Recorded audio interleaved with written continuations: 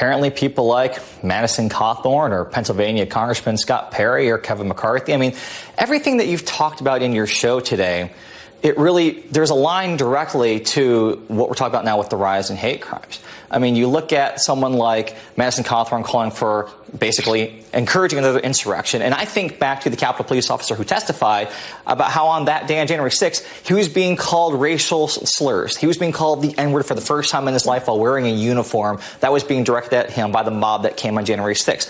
Why did they come? Because they want to advance the myth that the election was rigged. Why did they think it's rigged? Because people of color are voting. Because people of color are showing up. Why are all of these states passing anti-democratic legislation to try to restrict voting? Because they don't want people of color to show up and vote. You look at even Scott Perry from Pennsylvania just said in an interview on Sunday that he voted against raising the cap and making it easier for Afghan refugees to come here because, quote, he didn't want them to rape our little girls and murder them in our streets.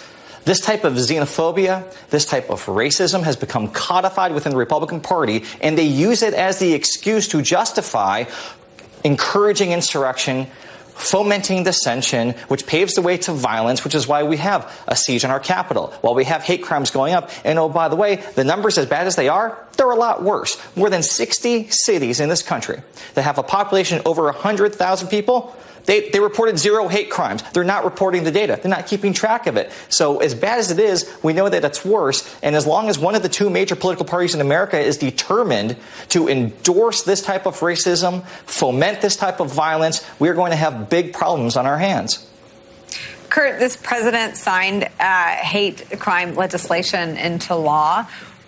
What is sort of the lag time between having a leader that ran on healing the country, that is trying to be the healer of all these divisions? Obviously, when you've got half the country misinformed or disinformed, it's not going to take everywhere. Well, I think this is really what Eugene was so artful in writing.